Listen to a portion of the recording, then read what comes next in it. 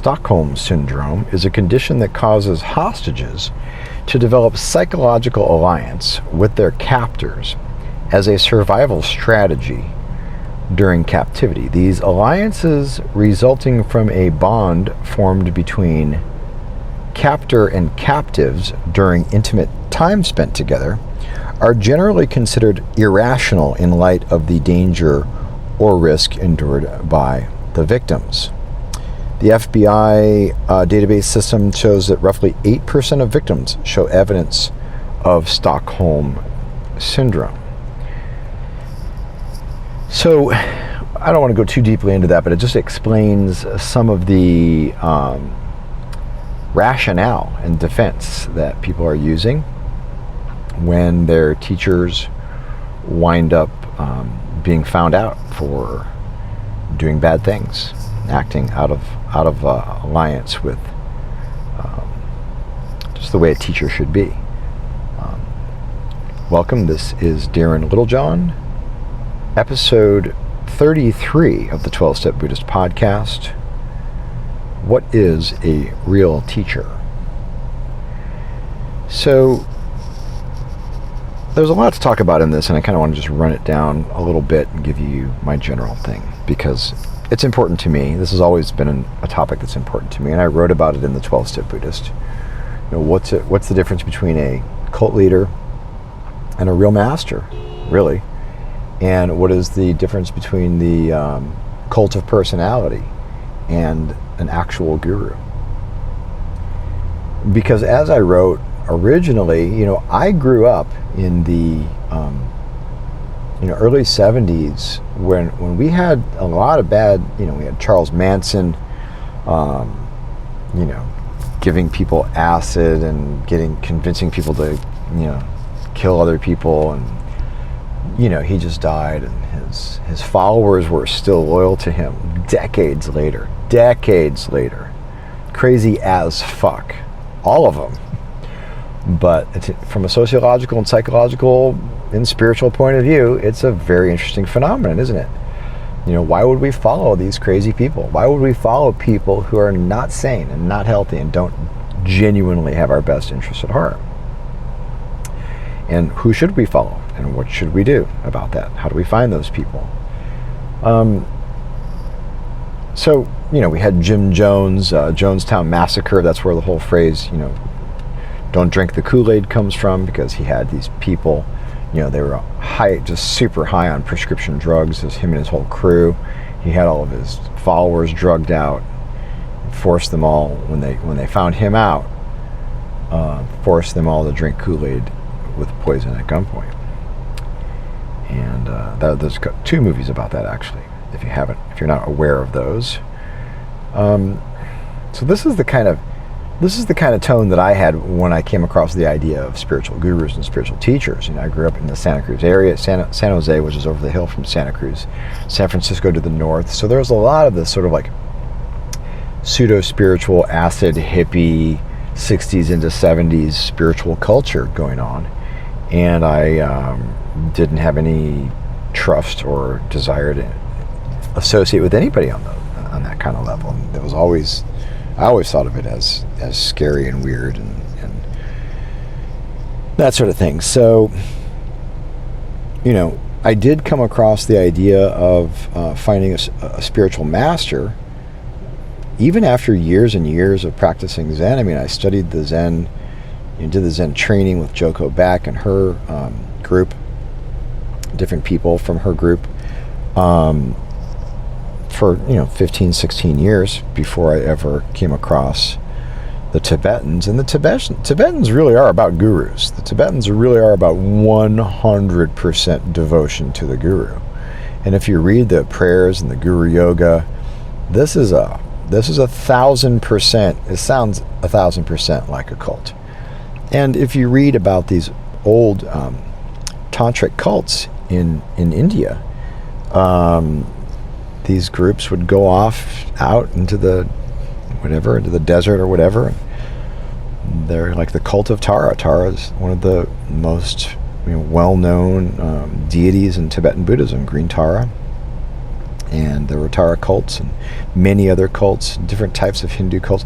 And it wasn't necessarily a brainwashing cult as we would think of it today, but small groups that just went off and were fully devoted to their teacher. So full devotion and dropping of the ego is the requirement to really surrender fully into the potentiality of wisdom, according to this idea. And what does full devotion really mean? If they say jump off a bridge, would you jump off a bridge? Well, people go out and kill themselves because their teacher said the fucking UFOs are coming and you got to be ready, can't be bound to your body. There's a lot of desperation and a lot of weirdness. So what do we do? I mean, what do we really do? What is a real teacher? I mean, my teacher, Shogun Namkai Norbu, is long-term Tibetan scholar, master. His Holiness Dalai Lama, same. And these are real teachers. I mean, these are high-level beings. I've met them. I've looked them in the eyes. I haven't, shaken hands with the Dalai Lama, but I mean, I've been in his presence in teachings enough times. And my teacher I've known personally since 2006. When you meet a real master, you know what bullshit is in comparison, honestly. When you meet a real master, you laugh at the jokers and the hucksters and the scammers that, go to these people who went to India in the 60s and took a bunch of acid. And, maybe some of them did meet Neem Karoli Baba, who was like a real power guru. Maybe, they got a little bit of a vibration. People who knew a Guru Ramana, or people like this, going over and getting those connections. But they come back over here and create their own followings. These Westerners, come back over to the U.S. and start telling us about their journeys. And I'm in this category. I have my experiences and I share my journeys, but I've never tried to be your guru. I wouldn't even know how to try. I don't even believe in AA sponsorship and following people to be your fearless leader and so forth. I mean, I was married. That was a fucking cult. That was a cult of two. The domination of the cult of personality, the overwhelming desire to please, the devotion and the surrender. Even to the point of just psychotic fucking abuse. So I'm guilty of it. I know what it's like to be codependent. I know what it's like to be a people pleaser. I know what it's like to try to devote myself to somebody who's not good for me. So I'm not talking out of my ass here. I know how to be a victim, right? So, and I know how to find real masters. I know who real masters are. You learn and in your gut, right? But there's a lot of people with a lot of juice. Bhagwan Rajneesh, later known as Osho. Look at the Netflix series on that. I think it was called Wild Country. Watch. That guy had fucking juice, man. He had thousands of people in a spiritual frenzy, but they were psychopaths. First known case of bioterrorism in the U.S. The lady who was his henchman that ran his organization that's still devoted to him all these years, decades later. There's a lot of this, right? There's a lot of people that want to take advantage of you and your weakness and your vulnerability. And what happens if you're a Dharma punk? What happens if you're a punk rocker, some young kid who doesn't know shit? You're out on the street, you're shooting fucking meth, and you come across somebody who looks like you, who used to be like you, who has something for you. And I'm not saying, I'm not calling anybody anything. I've known Noah since 1997. I got sober. I had 10 years sober. I was into Buddhism. I relapsed. I came back. He was 10 years sober and was into Buddhism. I asked him to sponsor me. But this was long before Dharma punks. This was in Santa Cruz, at Santa Cruz Young People's AA. And it was a real cool guy clique. He was a cool guy clique back then. And he had juice back then. He was an attractive, dynamic person. People wanted to be around him. He was a cool guy, right? And I'm one of them, right? But he hurt me really bad. And it scarred me. Not anymore, but it scarred me for a really long time because I was working my steps and he just dropped me right in the middle of my steps as my sponsor. Just dropped me because of some other BS that was going on. He didn't apparently want to be affiliated with it or whatever, so I was bitter about that for quite some time, and I felt like when he became a guru, I always had an eyebrow up about it. I've known the guy a long time. I wrote my book, The 12-Step Buddhist, kind of in response to some of that, because I thought, no, there's, if you read Dharma Punks, you can look at it and see, if you know the background story of how there was this guy who was this big AA guy, New Age musician, had tons of followers. He'd walk into meetings with like 10, 15 of his dudes with him, and they would, kind of dominate the AA culture at the time. And that guy was, busted or accused, whatever, of child molesting. He had to leave, and I don't know, the guy disappeared. I don't know whatever happened to him. Gary something. And I know this story from people who were around when I got sober of what had happened in Santa Cruz, And Noah tells that story in Dharma Punks. And he changes the names, but he tells the story of how the guy touched him on the chest and he had some spiritual moment, and how he always wanted to be a guru. If you want to be a guru, you can become a guru, okay? Watch the movie Kumari. The guy pretends to be a guru, creates a following, and then tells the people at the end that he was lying the whole time. And they go into a state of anomie, a state of shock, a state of Stockholm Syndrome. They didn't want to believe it. They wanted him to be the teacher, and he goes, look, I'm sorry, I was making a documentary. This is not real. I am not a guru. I made this all up. If you want to find a guru, you can find one. You can find a real one, or you can find a fake one. If you want to be a guru, you can pretend to be one. There are people who are slick. I'm not saying Noah's not a good teacher. I think his heart has been in the right place, and I think he does, love the Dharma, quote unquote, that all kind of thing. But his people treated me like shit from the beginning when my book came out, and they came and gave me weird reviews and showed up at my groups and tried to undermine me and sent me weird emails. And even years later, I went down to speak at the Against the Stream group, and they stacked the deck. They had all these people, from the board, and they're sitting there kind of talking to each other while I was and I'd given my talk in like 25 cities. I never had anybody criticize me or be weird. And they were deliberately, what's the lady? Mary Stankiewicz, is that the lady? Deliberately trying to throw me, to accuse me. I was like, what the fuck? I came down here on my own expense, $700 plane ticket I spent to go down there and talk, just so I could be a part of it. And they set me up. And then I get an email from Noah, the board's really concerned, and I don't let anybody who isn't in my tradition be a part of my teacher training, but I've known you a long time, so basically I could pay him $5,000 to be a teacher under him, and then he can lay claim to whatever other works I did, that I was one of his people. I'm not one of his people. I care about the guy, and I want to I don't want to be uncompassionate, but that's my story. And of course I was jealous of the success. Of course I was like, wow, this guy started an empire and made a bunch of money. Who makes $200,000 a year doing Dharma? Come on. You read the articles online about it, But, in terms of character, look, we're talking about bros. We're talking about Santa Cruz skateboarder, punk rock culture. We're talking about a kind of a misogynistic, sexist, male, cool guy attitude.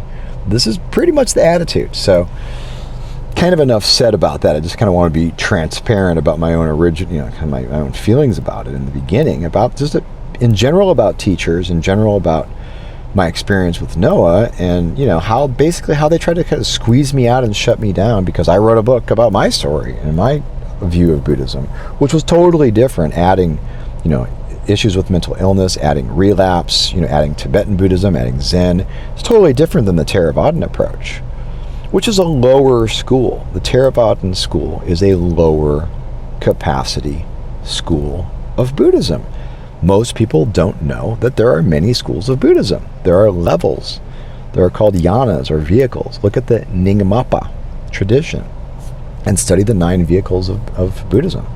And you'll see that there's from the lowest level to the highest level. The Ati is the highest level. So you can't come to me from the lower school and say, well, why don't you pay me to be your teacher? And I'm like, what the fuck is wrong with you? What is your problem? But sure, a lot of people wanted to, a lot of people needed that. A lot of people have need. But I'm just pointing out, just because there's a lot of people following someone doesn't mean it's a legit scenario, okay? So I don't want to be painted as a dick or being bitter or being judgmental or whatever. I'm just sharing with you my feelings, my experience, where I come from with all of this, right? So the real teacher, Lama Zopa Rinpoche, and even within that organization, even Robina, one of my like super main teachers, Robina, busted, not legally, but really busted, like mishandling millions of dollars, running up a bunch of stuff, being physically abusive with people, just putting her elbow up against someone's throat in a bus outside of India, outside of wherever they're going in India, and like all these kind of stories, and her being like ostracized from teaching for a couple years. People people do all these weird sex scandals and then they spin it and they use it to their advantage. There's a lot of things people do and teachers do. If you're not a real master, then you're not a real master. There aren't very many real masters, I will tell you this. But we can be teachers. Look, I'm a yoga teacher. I am a quote unquote teacher. You have a kindergarten teacher, you have middle school teachers, you have English teachers, college professors. You have people who teach, and you can teach things like you can teach Dharma, but don't sit on a pedestal and don't charge a bunch of money, right? Don't act like your shit doesn't stink. Don't act like you're the coolest fucking person. Don't make it into a cult of personality. Just admit it. Look, I'm me. I've never tried to be the guru, but I've led retreats, I've written books, I continue to write books. People aren't going to read your books if you don't write with a word of authority, if you don't have expertise. In AA, we're like, well, there are no gurus, or our leaders are but trusted servants. But yeah, try to go sit in Bob's chair at the Monday night men's meeting. Try to see what happens if you sit in his chair. They will physically lift you out of that chair. And people will look around the room during business meetings to see what Bob says. If he gives the nod of approval, you got to go pick up the dog poop in the backyard if you want to go to Clancy's barbecue. Like, you want to be a circuit speaker, you got to go through the boot camp training and learn how to really give your pitch. There's Mike Q. Look up Mike Q, Washington Post. Mike Q, AA. Let's look up that story. So there's guruism in AA, even though there's not supposed to be, So what's a real guru? These people are not real gurus, is what I'm telling you.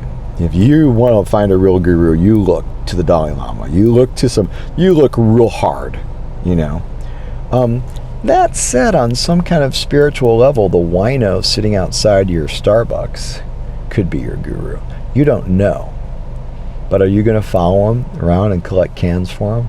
And give him all your money? I don't know. Maybe that's part of your spiritual practice. But let's just be real and just sort of apply it here and just say, you want to devote your heart and soul to something, you have got to be a good consumer. You've got to understand what you're dealing with and what the full spectrum is. And if you're a young kid on the street coming off of heroin or something and you wind up into a refuge recovery meeting and you feel like that person is your leader and your guru and your teacher, then okay, yes, of course it's wonderful. Yes, it's amazing that it's helpful. I totally support people practicing Dharma and studying and learning about it.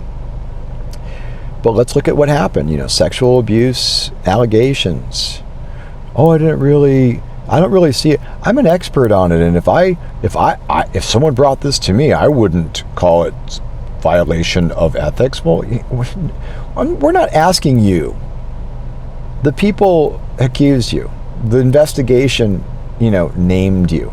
They came to the conclusion that you did these things, that you were harmful. Don't sit up there and defend it. And then some of the people listening on Facebook Live and Instagram like, oh, I feel better. He's only human. Well, you're only human. My 22-year-old yoga teacher is only human. She might make a mistake in the yoga flow, right? But she's not asking me for $5,000 for her to teach me, right? She's not writing books and trying to sit at the pedestal, So just put it in context. Get a bigger macro picture, you guys. And I'm not pointing fingers. I have just, feet of clay like everybody else. But Stockholm Syndrome is that no matter what the person does to you, just like on Game of Thrones, and the guy is in the dog cage, and his sister comes to save him and he won't leave. The dude, homeboy castrated him. Guy wouldn't leave. Guy was conditioned, psychologically conditioned. Stockholm Syndrome. So no matter what bad behavior, we can make excuses for it. So don't make excuses for bad behavior. Own up, right? So yeah, and if you have a guru complex and you want to become a guru and you want to be in power and you want to have an ego and you're going to make fucking $250,000 a year on your whatever, okay, you know, maybe that's part of the problem. I will say this: year and a half or so ago, I was suicidal. I was really broken, really down. And I texted Noah, and he called me back, and he helped me, and he talked to me for an hour. And some of the things he said really led me, because he is a licensed therapist, you know, and he does practice, you know, he does practice Buddhism, right? But I was just asking him as a friend, as a person, to just somebody who understands a little bit about this to help me. And he really helped me. He was really genuine. He was really kind. And I am 100% in his debt for that. And I thanked him recently. And I'm saying that, you know, I owe him for that. You know, he was good to me about it. And what he told me about, I'm actually writing multiple books on this. I just finished the Yoga of Letting Go, which is the second in the Yoga of Transformation series. The first was the Yoga of Self-Compassion. The third will be the Yoga of Being a Badass. And, you know, how do you go from basically trauma bonding, Stockholm Syndrome, to self-empowerment, right? And what do you have to do? And that's what this journey is about. But he made the point that, Darren, the condition that you have now that's keeping you in this addiction to this relationship is the condition you had that made you an addict, pre-drugs and alcohol. And he had a good point, and I've taken that point and I'm researching it. I'm going to be adding, you know, that kind of material to the 12-Step Buddhist 10-year anniversary edition, which I'm going to start working on here pretty soon. I've got a contract for that, you know, in a whole new program of recovery called Compassionate Recovery, of which I am not the guru. Here's the thing. Take it out there and try it and do it. Change it if you want. If you don't like how it is, make it your own. I don't really care. I'm not trying to brand it or own it or make you pay me a ton of money to like get certified. I mean, maybe people want to pay for some help or something. Great, fine. But I'm not trying to be like, you know, I'm not trying to be the guru. I'm not trying to be the brand leader for these kind of things. There's really bad juice if you try to steal the Dharma and sell it and make your money off it. It's really bad juice. So you got to be careful. I mean, yeah, we can get paid for our teaching and whatever. Like, you teach a yoga class, it's a spiritual practice, you're going to get paid. But there's a fine line, and you got to be really careful. I hope I'm making sense, you guys. I'm just trying to give you my views on all this. But cool guy Dharma, I've never gotten it. It was like MySpace, you know, all the cool like images people would put up and be like, okay, like I got a tattoo of the Buddha, so I'm like a new Buddhist. Okay, well, are you? Because if you listen to real teachers like Pema Chodron, and you can even ask, was her teacher Shogam Trungpa, was he he was a real powerful, real good teacher, but he was also like really bad. He also did a lot of really bad shit that the West did not handle. Do you know what I mean? And people I know knew him and said that he was the fucking real deal. People that didn't drink his Kool-Aid, the people who 30 years later found other teachers. But Sakyong Mipham, the younger teacher who took over the role for that school for Shambhala Buddhism, recently, scandal, ostracized, banned, off the board, getting drunk, banging his students, using his power to convince them to come over and have special times with him, special times getting fucked and drunk. That's the special times. Some people would say, if they're really into it, that yes, if the guru wants to have sex with you, that's an honor and a privilege. In the West, we've really got to take a look, because this isn't ancient India. This isn't another time and place. You know what I mean? In other times and places, people marry 10-year-old children. You're old enough to push be in the farm and do the work. You're old enough to be a worker. You're old enough to be a wife, and this is a different context. We're in the United States of America in 2018, and we have to deal with the reality of our situation. A lot of this stuff doesn't work. So, even in monasteries, there's even stories of like the celibate monks in monasteries being sexually, abusive to, asking their young male students to give them blowjobs and stuff. I mean, I've heard these stories, so you know what I mean. It's really tough. It's not an easy thing. Does it mean trust no one? Well, if you're already traumatized, if you've already got PTSD, and I wrote a lot about this in the Yoga of Letting Go because I have PTSD. Is there a way to actually follow teachings and learn to trust and empower yourself, and to have a guru and to have a teacher, but not be like where you're dependent on that teacher to tell you your next move every 5 seconds, you know? Where you're not donating all of your money to that teacher, where you're not, you know, being stupid. You know, there's levels of all of this stuff. I'm not, you know. So, you know, what do we do? What do we do now? We have an organization who started out a long time ago, a decade ago or so, and helps a lot of people, and people want to be part of it. Other people who were in it wanted to start their own things. You know, we have the culture and mentality. There's other people who have had sex abuse scandals within the organization. You know, it's a culture, it's a mentality. You know, we have the teacher who, you know, doesn't admit any wrongdoing. And I wasn't there, I don't follow him around. I don't know what he did or didn't do. I know the guy, the things that they wrote about that were, you know, part of the investigation. To me, from my point of view, knowing the guy all these years, those things sound exactly like him. Those things sound perfectly exactly like that person.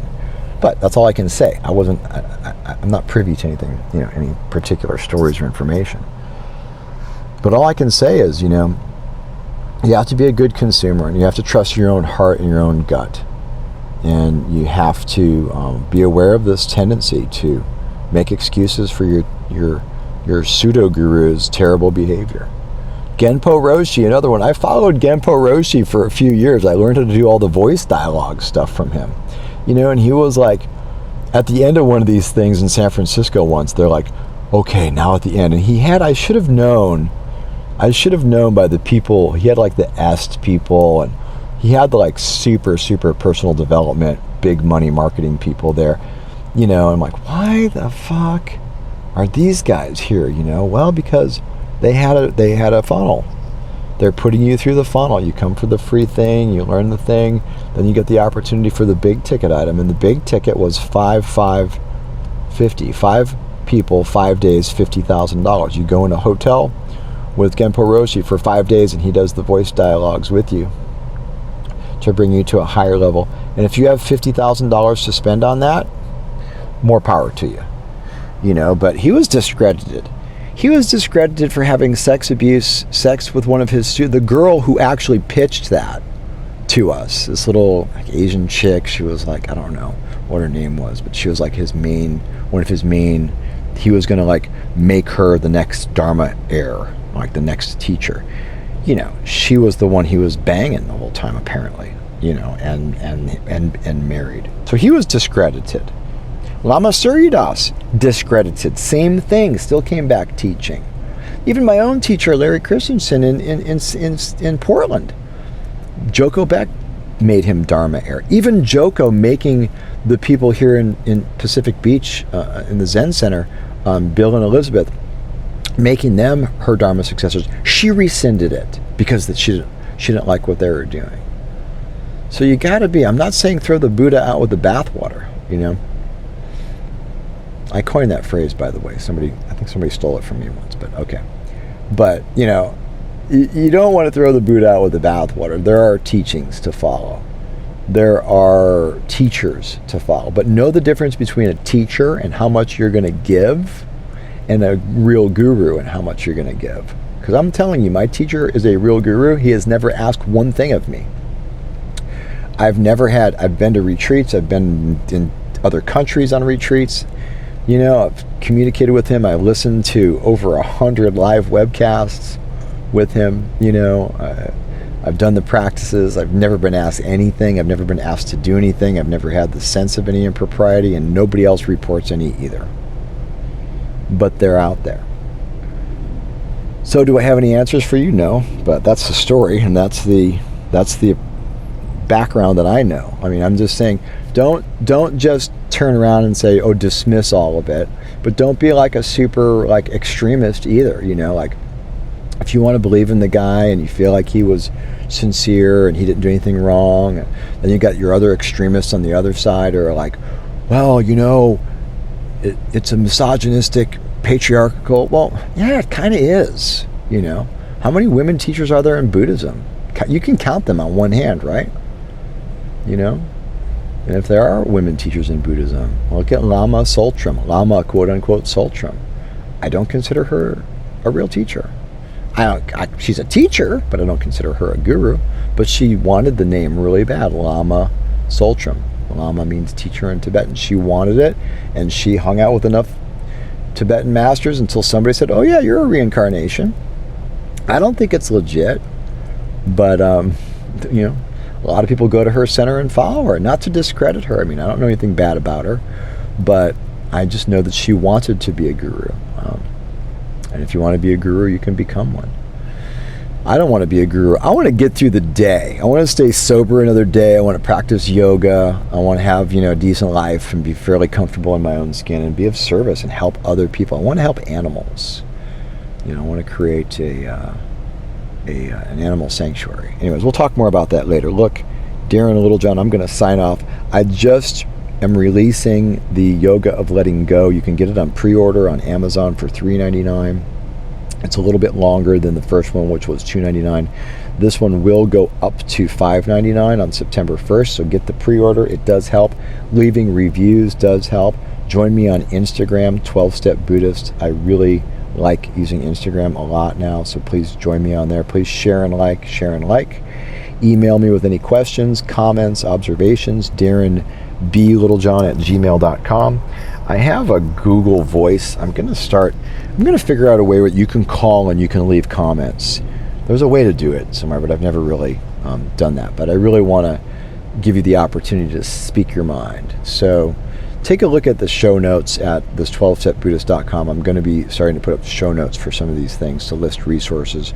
Going to be interviewing more people for the podcast. I did wait a couple of extra days to put this one out because I was waiting for Noah to do his, his talk, his sort of addressing the issues on this whole thing. So you can take a look at the site. You can email me your comments if you're pissed off and frustrated and upset. Don't take it out on me. I'm just sharing with you my story and my feelings. I'm writing my books. I'm giving you my authentic things, which are things that I do. And I admit 100% my failings. I am not your guru, but I will help you. I will teach you. Come to my yoga class. I will teach you. I'll help you push yourself to the next level. You see what I mean? That's the point. Join the mailing list. Get on the reader list at the12stepbuddhist.com. That's enough out of me. Darren Littlejohn, episode 33 of the 12-Step Buddhist podcast. What is a real teacher? Namaste.